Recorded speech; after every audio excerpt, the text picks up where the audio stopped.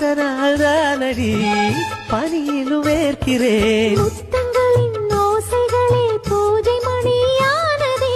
செவ்விதழின் ஈரங்களே தீர்த்தமென்று தோணுதே.